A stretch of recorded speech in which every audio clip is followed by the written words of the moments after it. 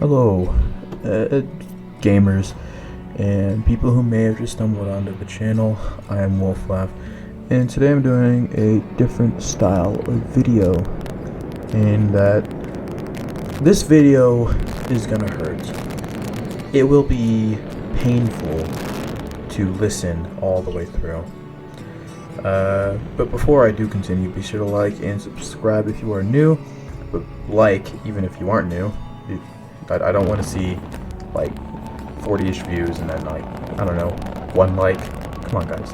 But besides that fact, this video is going to be painful to listen to. Now, it will mostly be a auditory viewing experience, but that will not detract from the visual standpoint as well. There will be some visuals, as this video is going to bring our philosophical views into perspective. This is very unscripted, it's my own thoughts, and it is sort of putting our existence as a being into perspective to show how small we really are. Now, you might think, what the hell are you doing? I thought you made Mordhau content, or content and putting Mordhau in the background. Well, I still do, but I think it's more important for me to bring to light some sort of realizations that I've been having to show the world, in the end, what we do as individuals really doesn't matter. As a people, it really doesn't matter. And it is sad to say, but I've gone full nihilist, and I've essentially just, it's been a bit rough, to say the least. But without further ado, I'll just get into this. So I'll start off by saying that this will hurt, like I've already said, but you don't matter. Nobody matters. We are a speck, a mere scale of the universe. We are a dust mite on a bedspread with millions of other dust mites, millions of micrometers away. We are dragged down by distance, and we as a being will never know of these dust mites, for our lifespan is far too short to ever find them. We live, we breathe, we've been dying since our first breath, and yet we still fail to realize that in the end, what we do does not matter. In the end, we'll all die, and most likely never find another dust mite living on the other side of the bed. Most likely our children will never find any dust mite living on the other side of the bed, because even they cannot advance fast enough or far enough to find another existence. All this talk about extraterrestrial life simply ignores the process of distance through time and space, because these places are millions of light years away, or are just light years away. They don't have to be millions of light years away, they just have to be light years away. And we will never find them, because no device that we currently have will ever travel fast enough to make it to that side of the universe, to even make it to that side of the galaxy. There is nothing saying that we are not here alone. I believe that there are other beings out there, but I do not believe that we as a people will ever find those beings within our modern times. The explorer Francis Drake was an explorer who did not discover, well, mostly discovered a pass in South America around the 1500s when he was raiding the Spanish off the coast of Latin America. He heard of this great southern continent that the Europeans spoke of, but he did not find it, and we did not find it for another 400 years. That will most likely be what happens to our generation. And our generation will most likely die off faster than you might expect. Because the world, in a sense, is going round and round, faster and faster. It feels that every second matters, but in the grand scheme of things, every second is pointless. Because eventually we will all die. There is no point to it, to trying. But if you do try, I commend you. Because the world is changing. Every breathing being, world is getting more carbonated, more deadly by the second. People are dying without clean air in many countries, and nobody's willing to help them get off their fat asses. We're living in a world where nukes and political warfare and climate change are the biggest discussion, when we don't actually, we try to prevent climate change rather than to help those that are affected. We try to transform the land rather than getting people better lives on that land and faster. We don't bring enough attention to the world and how we impact it. We just sort of sit there and throw planes halfway across the world. Throw them at a speed at which our ancestors could only dream of. The flying machines that they called them.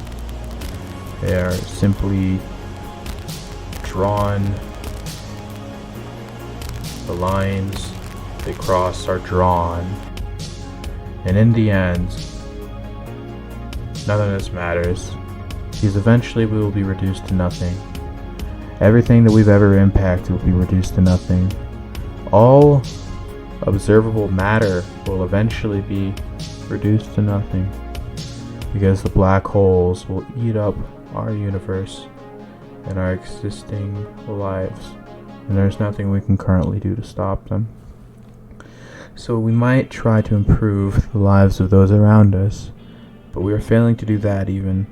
We are trying to negotiate a peace when the peace that we should be finding is improving those who are affected most by our ancestors' actions. These retards are the ones who burnt coal constantly, which has thrown fumes into the atmosphere. And instead of trying to come up with a solution of how to clean that atmosphere, we simply throw more coals into the fire, rather than nationalizing and cheapening the making of solar panels. Sorry, I had a brain fart there. We are simply burning more fuel. And me, as a person who's loved the past, knows what that fuel is. Burning that oil, possibly burning our history, the bones of our ancestors, the bones of the animals that came before us. As a future, hope to be future paleontologist, that hurts. And I would request these people to stop, though I do not have the means, because I am just a speck that a dust mite is walking over, and my life force is over in a mere blip. And that dust mite, he will keep walking, but he will never find anything, because he's destroyed everything. And he will never find anything because he cannot find anything. We also seem to be... I'm American.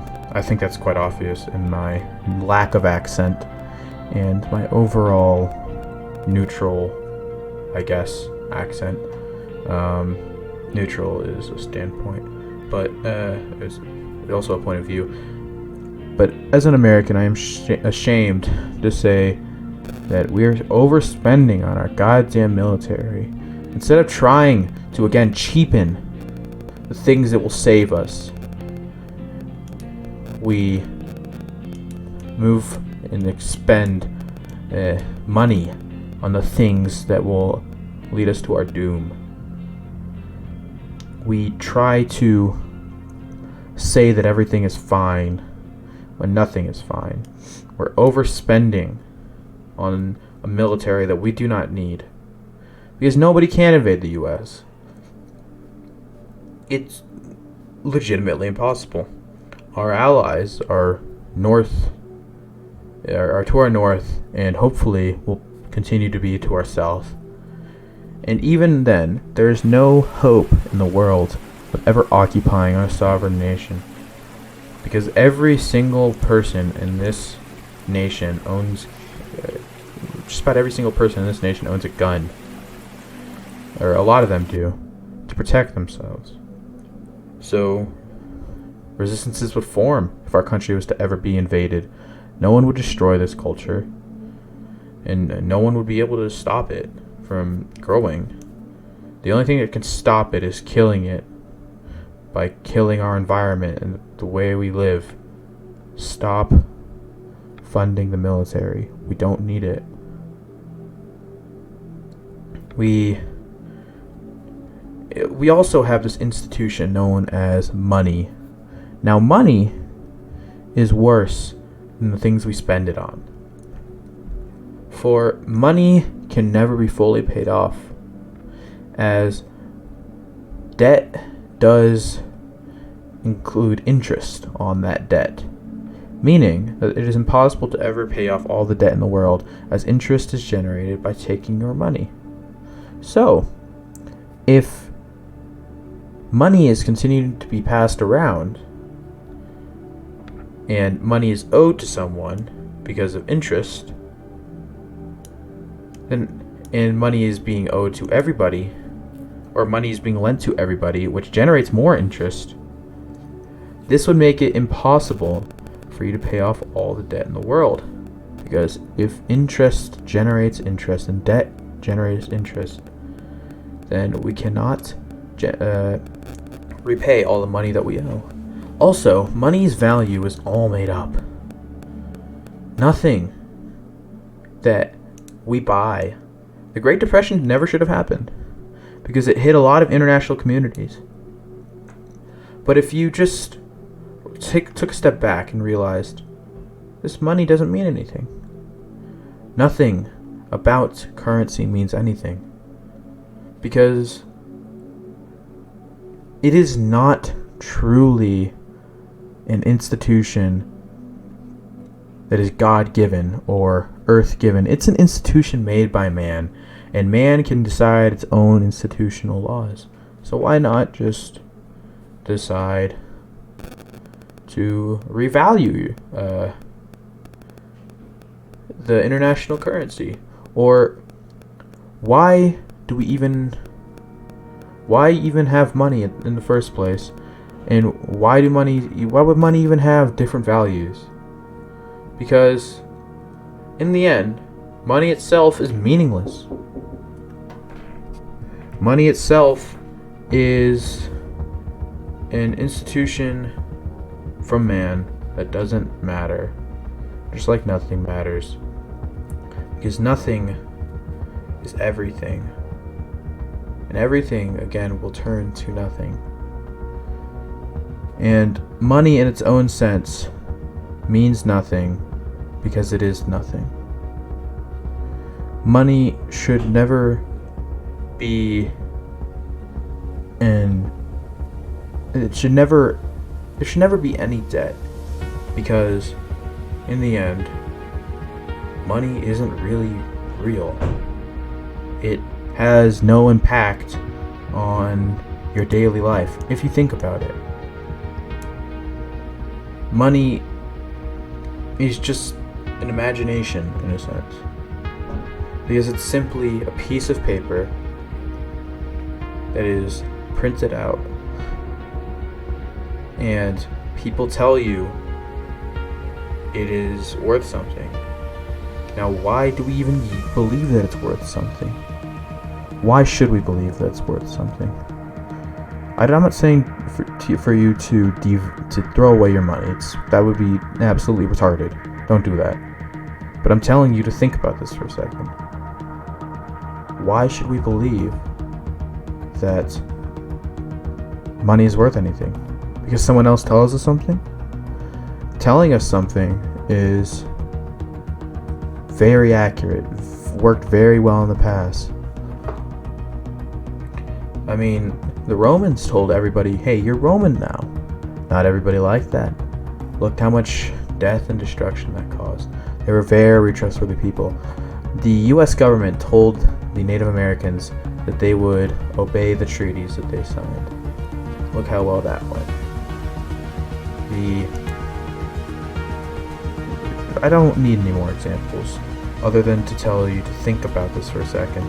Everything that you've ever been told is really just a lie. I could say that a boat is an object with wheels and it runs on a motor. It has a steering wheel, a passenger seat, a driver's seat, a gas pedal, and a brake pedal. Now you might say that's a car, but then again, the English language is made up. Nothing about that is real. Nothing about that is accurate or real in any sense of the word. And everything in our languages, in our society, is made up by another human being. It was thought of long before you were alive. And these people telling you it are just lying in a sense. They are telling you a mistruth, but a truth in their own eyes, because they again were told this lie. Whoever came up with a name for these things obviously was trying to give some sort of meaning to a word, or give an object a word to describe it. But then again, these people are also wrong, because I could call anything what I want it to be. In fact, take this video with a grain of salt, because everything I'm saying is also a lie. Now, however, whichever way you choose to interpret it as a lie, only the words I'm saying and their meaning are a lie.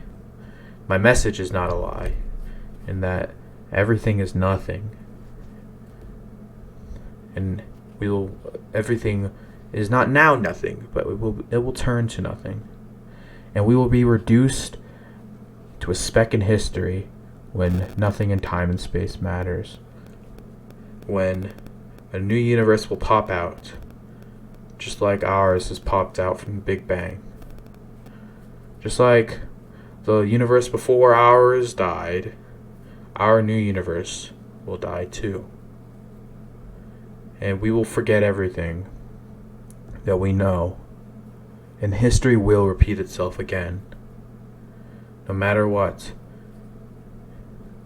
it is a tragedy that our new world is just the same as the old. In fact, it is my own theory that there was a universe before ours, and that universe died and a new one sprung to life. That is our universe, and ours will die and a new one after ours will spring to life, oblivious that something came before it, that something was here before it that shared the exact same world with it, and the same things will happen again. The Roman Empire, the Persians, the Nazis, the Holocaust will all happen again, because a new universe will pop out after ours is destroyed.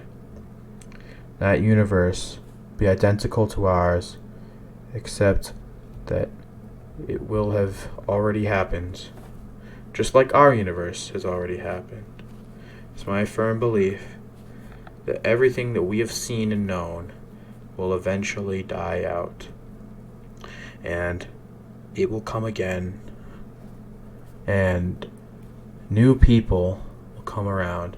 Maybe not Julius Caesar and Joseph Stalin, but maybe Julius Caesar and, I don't know, Joseph Prolin. They may have different names, but they again will just be like us. They will make up their words and make up their lies about how the world works. And in the end, they will die off just like us. So if I want you to take anything away from this video, it is that spend the time that you have now. Spend it. Spend it wisely. Spend it on making a change in the world. Do not sit down and spend 9 hours regretting your life decisions. I just want you to learn from this experience of hearing me. I want you to take your ideas and spread them. Share this video. Let the whole world know the message that we need to change now. Our actions will never fully stop the universe from ending, but it can stop our world from being the last place of humans, and our world from being inhospitable to humans within the next 20 years. We just need to change now. We need to learn from our mistakes. Learn from China and the issues going on in Georgia. Learn from the divides in similar countries that have torn our world apart, and learn to make a difference by unifying as a people, not as nationalities, but as a human populace in America, in Russia, in Uganda, in Tanzania, in Ethiopia, in Slovakia, in Brazil, in Ecuador, Australia, New Zealand, Indonesia, Micronesia, Solomon Islands, India, Bangladesh. Learn from our mistakes and unify again as a people from Iraq, Kazakhstan, Sweden. Do not be separated by continents. The only times that we should be separated are when we separate out right from wrong. We need to learn to unify and to come together to save our planet and delay our destruction by every second that we can. This has been my TED Talk. No, I'm joking. But please, learn.